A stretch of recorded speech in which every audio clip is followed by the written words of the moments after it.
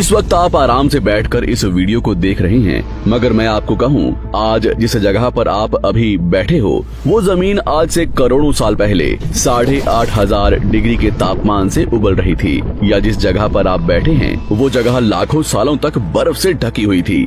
ये दोनों बातें सच हैं। इस 15 मिनट की वीडियो के अंदर आप पृथ्वी के 450 करोड़ साल के सफर को देखने वाले हैं। जिस जगह आज हमारा सौरमंडल है, वहाँ विभिन्न प्रकार की गैस और धूल के बादल हुआ करते थे। वैज्ञानिकों के मुताबिक इन धूल के बादलों से दूर एक तारा हुआ करता था। वक्त के साथ साथ उस तारे की ऊर्जा कम होने लगी, जिसके कारण उसके अंदर एक विशाल विस्फोट हुआ। विस्फोट की वजह से अंतरिक्ष की ये धूल एक दूसरे से दबने लगी। इस दौरान बादलों में स्थित धूल के कण दबाव और गर्मी के कारण बड़े उल्कापिंड और पत्थरों में परिवर्तित हो चुके थे, और इसी दबाव की वजह से इन बादलों में स्थित रेडियो एक्टिव पदार्थ ने ग्रेविटी का निर्माण किया। इस ग्रेविटी के कारण बीच में हाइड्रोजन और हीलियम इकट्ठा होने लगे। बीच के इस भयंकर दबाव के कारण एक विशाल विस्फोट हुआ, और इसी विस्फोट के कारण हमारे सूरज का जन्म हुआ। अंतरिक्ष में फैले एस्टेरॉयड यानी क्षुद्र ग्रहों में भारी वजन की वजह से सूरज के करीब आकर सूरज की परिक्रमा करने लगे। धीरे धीरे इन्हीं एस्टेरॉयड में भारी टकराव हुआ, जिसके फलस्वरूप मरकरी, विनस, अर्थ और मार्स जैसे ग्रहों का निर्माण हुआ। वैज्ञानिकों के मुताबिक उस वक्त पृथ्वी और मार्स यानी मंगल ग्रह के बीच थिया नामक ग्रह सूरज की परिक्रमा किया करता था। पृथ्वी पर ग्रेविटी होने की वजह से सूरज की परिक्रमा करने वाले एस्टेरॉयड अब पृथ्वी की परिक्रमा करने लगे, और धीरे धीरे करोड़ों सालों तक ये पृथ्वी पर गिरते रहे। और ऐसी घटना हमारे पड़ोसी ग्रह थिया पर भी हो रही थी, जिसके कारण थिया पृथ्वी के और करीब आने लगा और आकर पृथ्वी से टकराया। इस भयंकर टकराव की वजह से पृथ्वी के हिस्से कणों के रूप में अंतरिक्ष में फैल गए और एक रिंग्स की तरह पृथ्वी की परिक्रमा करने लगे। इन्हीं परिक्रमा करते हुए कणों में टकराव होने लगा, जिसके कारण हमारे चांद का निर्माण हुआ। उस वक्त पृथ्वी पर सिर्फ एक ही समुद्र हुआ करता था, और वो था 1900 डिग्री सेल्सियस की तापमान पर उबलते हुए लावे का। उबल रही थी वो सारी चीजें जिसे आज आप अलग अलग नाम से जानते हैं। वक्त के साथ साथ पृथ्वी धीरे धीरे ठंडी हो रही थी, जिसके कारण पृथ्वी के भारी तत्व जैसे धातु और रेडियो एक्टिव पदार्थ पृथ्वी के केंद्र में जाकर इकट्ठा हो गए, और हल्के पदार्थ पृथ्वी की सतह पर आ गए। लाखों सालों तक पृथ्वी पर उल्कापिंडों की बरसात हुई, और इन गिरते हुए उल्कापिंडों में जमा था नमक, मिनरल्स और पानी। करोड़ों सालों तक इन उल्कापिंडों की बरसात होती रही, और धीरे धीरे पृथ्वी की ऊपरी सतह पानी से ढकने लगी। वैज्ञानिकों के मुताबिक यही वो वक्त था जब दूर गहरे पानी के अंदर निकलते ज्वालामुखियों से पहली बार सूक्ष्म जीवों का निर्माण हुआ। लाखों सालों बाद एक वक्त ऐसा आया जब पृथ्वी की पूरी सतह पानी से ढक चुकी थी। हमारी पृथ्वी के सबसे अंदर का कोर रेडियो एक्टिव पदार्थ से बने होने की वजह से हरदम गर्म होता रहता है, लेकिन जब भी पृथ्वी की ऊपरी जमीन ठंडी हो जाती है, तब पृथ्वी के अंदर की गर्मी बाहर नहीं निकल पाती, जिसके कारण ज्वालामुखियों का निर्माण होता है। और उस वक्त कुछ ऐसा ही हुआ। पानी से ढकी हुई पृथ्वी पर हजारों की तादाद में ज्वालामुखी निकलने लगे, और आने वाले लाखों सालों तक इन ज्वालामुखियों का निकलना जारी रहा, जिससे पानी के ऊपर जमीन का निर्माण हो रहा था। इस वक्त भी पृथ्वी पर वातावरण न होने की वजह से अंतरिक्ष से उल्कापिंडों की बरसात हो रही थी। आज से लगभग 300 करोड़ साल पहले पृथ्वी पर ऐसा वक्त आया जब पृथ्वी का वातावरण लगभग स्थिर होने लगा था। ज्वालामुखी निकलने धीरे हो गए थे, और पृथ्वी का एक दिन 12 घंटे का हुआ करता था। साल बीतते गए, और धीरे धीरे ये सूक्ष्म जीव विकसित होते गए और समूह में रहने लगे। आज से लगभग 250 करोड़ साल पहले पहली बार पृथ्वी पर ऐसे जीवों का निर्माण हुआ जो जीने के लिए ये पानी के अंदर के मिनरल्स यानी खनिज पदार्थ और धूप का इस्तेमाल करते थे, और मल त्याग के रूप में ऑक्सीजन बाहर निकालते थे। इस वक्त तक पृथ्वी पर ज्यादातर ज्वालामुखी निकलने बंद हो चुके थे, और इन माइक्रोबैक्टीरिया की वजह से वातावरण में ऑक्सीजन की मात्रा बढ़ रही थी। वातावरण में ऑक्सीजन बढ़ने की वजह से पृथ्वी का वायुमंडल बनना शुरू हुआ, और आने वाले हजारों सालों तक वातावरण में ऑक्सीजन की मात्रा बढ़ती रही। जिसकी वजह से पृथ्वी के ज्यादातर हिस्सों में ये सूक्ष्म जीव फैल गए। हजारों सालों बाद एक वक्त ऐसा आया जब पृथ्वी में ज्यादा ऑक्सीजन बढ़ने के कारण ये सूक्ष्म जीव मरने शुरू हो गए। उस वक्त तक पृथ्वी का वातावरण ठंडा होने के साथ साथ ऑक्सीजन से भी भर चुका था, जिसके कारण जमीन और वातावरण में स्थित आयरन यानी लोहे के मिनरल्स पानी में स्थित ऑक्सीजन से रिएक्ट होने लगे। और एक वक्त ऐसा आया जब पृथ्वी की जमीन आज के मार्स के जैसे लाल हो चुकी थी। वक्त बीतने के साथ साथ धरती की टेक्टोनिक प्लेट्स में दरार होने लगी, जिसके कारण पृथ्वी के अंदर का लावा जमीन की तरह कई लाखों सालों तक खुला उबलता रहा। और यही वो कारण था जिसके कारण पृथ्वी के वातावरण में कार्बन डाइऑक्साइड की मात्रा बहुत बढ़ गई और पृथ्वी पर एसिड की वर्षा शुरू हो गई। एसिड रेन की वजह से पृथ्वी का तापमान घटने लगा और तापमान इतना घटा कि पृथ्वी के ऊपर स्थित पानी बर्फ में परिवर्तित होने लगा। पृथ्वी पर पहली बार भयंकर आइस एज आया। इस वक्त पूरी पृथ्वी सफेद बर्फ से ढक चुकी थी। आमतौर पर जब धरती पर सूरज की किरणें गिरती हैं, तब जमीन उन किरणों को सोख लेती है, मगर क्योंकि पूरी पृथ्वी बर्फ से ढक चुकी थी और क्योंकि बर्फ सफेद और चमकीली होती है, जिसके कारण सूरज की किरणें धरती पर गिरने के बाद वापस चली जाती थी।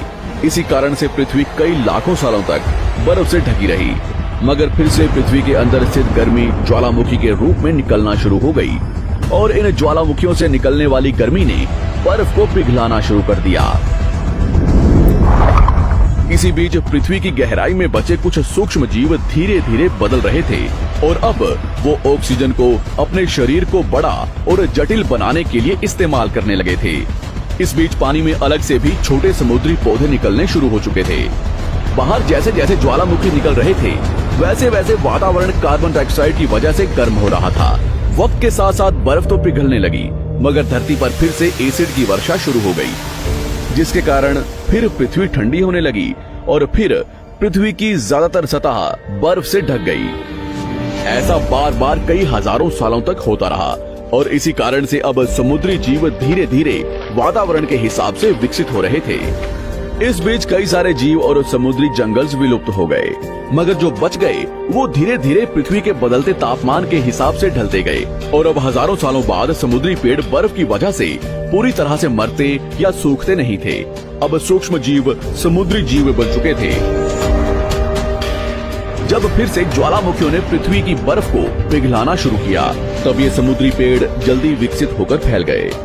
धीरे धीरे वातावरण में ऑक्सीजन की मात्रा बढ़ने लगी और पृथ्वी पर होने वाली एसिड की वर्षा कम होने लगी। वातावरण में ऑक्सीजन आने की वजह से पृथ्वी की ओजोन लेयर्स मोटी होने लगी और आज से लगभग 47 करोड़ साल पहले पृथ्वी की ऊपरी सतह पर पहली बार मोसोस नामक प्लांट उगना शुरू हुआ।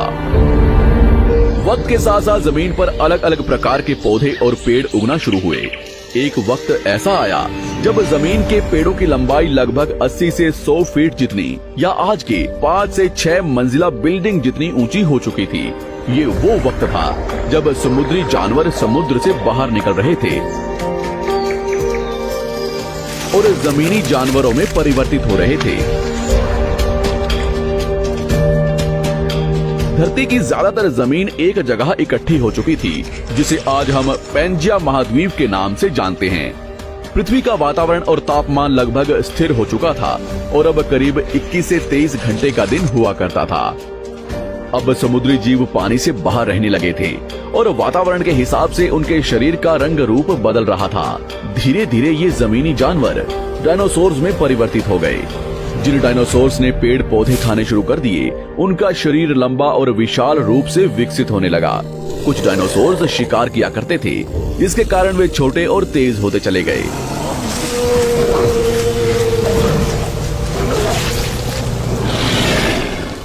पृथ्वी की ऊपरी जमीन एक जगह इकट्ठी होने के कारण ज्यादातर जमीन रेगिस्तान और बंजर हो चुकी थी। ज्यादातर जंगल समुद्र के करीब हुआ करते थे, जिसमें डायनासोर्स रहा करते थे। आज से लगभग 20 करोड़ साल पहले पैंजिया महाद्वीप टूटना शुरू हो गया। पैंजिया के विभाजित होने की वजह से पृथ्वी की ज्यादातर ऊपरी जमीन पानी के संपर्क में आने लगी, जिसके फलस्वरूप पृथ्वी पर हरियाली बढ़ती गई, जिस वजह से डायनासोर्स और ज्यादा विभिन्न और विशाल होते चले गए। डायनासोर्स ने आने वाले लगभग 20 से 30 करोड़ सालों तक पृथ्वी पर राज किया। उस वक्त डायनासोर्स समुद्र से लेकर जमीन और आसमान तक पूरी पृथ्वी पर राज किया करते थे।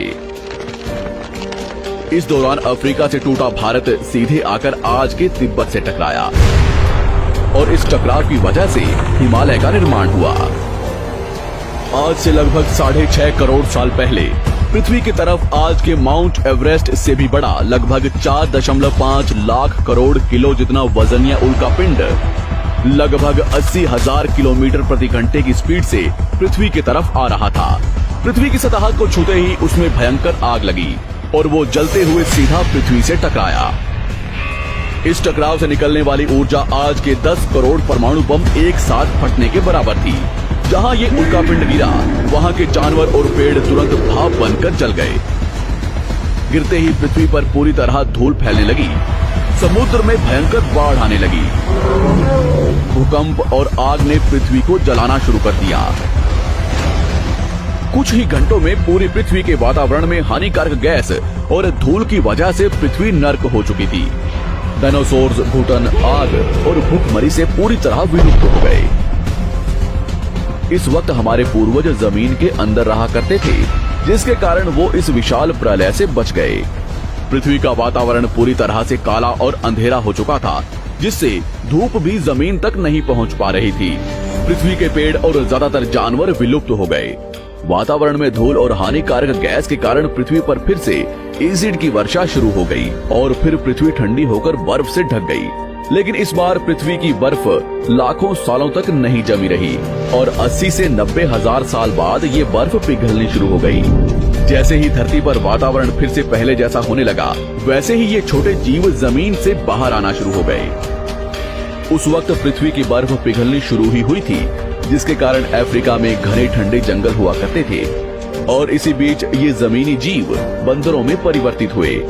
मगर जैसे जैसे पृथ्वी गर्म होने लगी, वैसे वैसे अफ्रीका के ये जंगल सूखने लगे। जंगल की चीजें खाने वाले बंदरों को खाने की कमी होने लगी।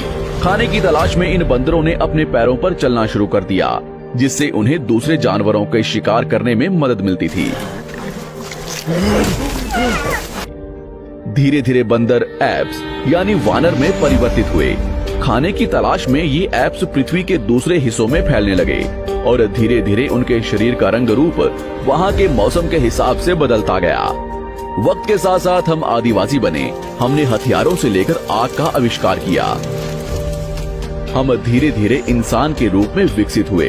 हमने धर्म से लेकर परिवार, भाषा और संस्कृति का निर्माण किया और वक्त के साथ साथ हम विकसित होते चले गए और आज हम इस पृथ्वी की सबसे विकसित प्रजाति बन चुके हैं। पृथ्वी को आज के जैसे बनने में लगभग 450 करोड़ साल का वक्त लगा है और हमें एक छोटे जमीन में रहने वाले जानवर से इंसान बनने में कई लाखों सालों का। मगर हमने इन 100 सालों में जितना पृथ्वी को गंदा और तबाह किया है, उतना आज तक किसी भी प्रजाति ने नहीं किया होगा। हम फिर से धरती को गर्म कर रहे हैं और कार्बन डाइऑक्साइड की मात्रा बढ़ा रहे हैं। वैज्ञानिकों का मानना है कि पृथ्वी पर फिर से विशाल परिवर्तन होने वाला है। भविष्य में पृथ्वी कैसी होगी, जानेंगे हमारी अगली वीडियो में।